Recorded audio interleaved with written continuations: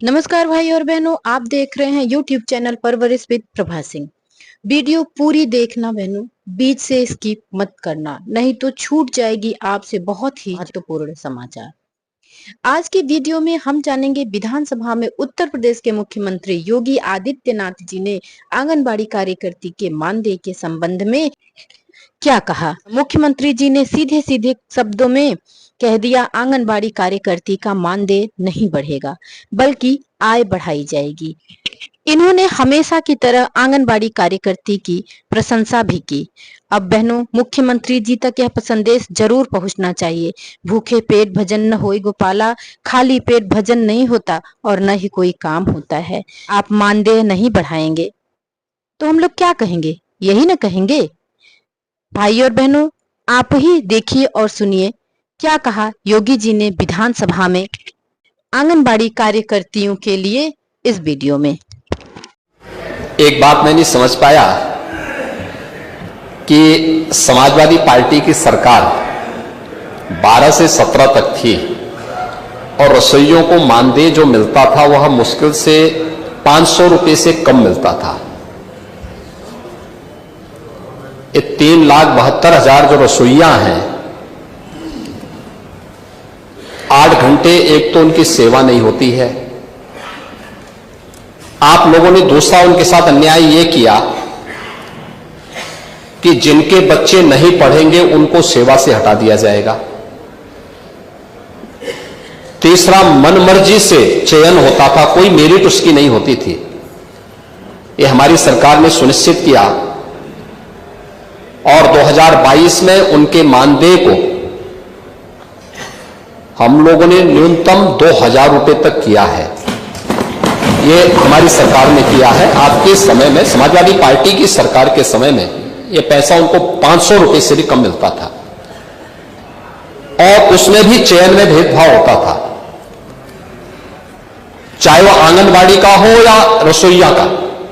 ये सभी बेहतरीन सेवा कर रही हैं और मैं सचमुच इनका सभी का अभिनंदन करूंगा, क्योंकि फील्ड लेवल में इन्होंने कोरोना कालखंड में बहुत बेहतरीन कार्य करके अपनी सेवाओं के माध्यम से शासन की योजनाओं को प्रत्येक परिवार तक पहुंचाने के लिए बहुत अभिनंदनीय कार्य किया। और यही कारण है कि आंगनबाड़ी कार्यकर्ती हो या आंगनबाड़ी सहायक हो, इन सबके मानदेय में बढ़ोतरी भी की है। इन्हें टैबलेट से आच्छादित करने के साथ साथ इन्हें अतिरिक्त मानदेय भी मिल सके। एक तो फिक्स मानदेय है और इसके अलावा अतिरिक्त भी इनकी इनकम हो सके, इसका प्रावधान भी किया गया है। बहुत सारी आंगनबाड़ी बहुत अच्छा उसके माध्यम से पैसा कमाती है। जैसे हम लोगों ने प्रत्येक ग्राम पंचायत में, आपकी विधानसभा एक ग्रामीण पृष्ठभूमि से जुड़ी हुई विधानसभा है, अब आप इस बात को देखते होंगे कि हर ग्राम पंचायत में पंचायत सचिवालय का निर्माण किया है। पंचायत सचिवालय का निर्माण के पीछे का उद्देश्य यह है कि ग्रामीण क्षेत्र में हम गांव को ही स्वावलंबी बना करके राष्ट्रपिता महात्मा गांधी के ग्राम स्वराज की परिकल्पना को साकार कर सके। वहां पे कंप्यूटर ऑपरेटर के रूप में पंचायत सहायक रखा गया है, वीसी सखी रखी गई है, बैंकिंग कॉरेस्पॉन्डेंट सखी वह गांव के अंदर वित्तीय लेन देन का काम करती है। हमने 6 महीने के लिए उन्हें एक निश्चित मानदेय के साथ जोड़ा, लेकिन जब उन बैंक से उनका कमीशन बन गया तो वह अपना पैसा कमा रही है। आपके सुल्तानपुर की एक बीसी सखी अब तक 15 साढ़े 15 लाख रुपए से अधिक का कमीशन प्राप्त कर चुकी है। यह कार्य उस पर निर्भर करता है और पंचायत सहायक को भी हमने ऐसे 6,000 रुपए हम प्रतिमाह देते हैं। वह गांव में 6,000 रुपए तो फिक्स मानदेय प्राप्त कर रहा है, लेकिन साथ साथ जाति प्रमाण पत्र, आय प्रमाण पत्र, निवास प्रमाण पत्र, खतौनी की नकल या अन्य सभी योजनाओं से संबंधित जिन योजनाओं का वह ऑनलाइन सर्विस वहां दे रहा है, प्रति सर्विस उसको 5 रुपए अतिरिक्त भी प्राप्त होता है।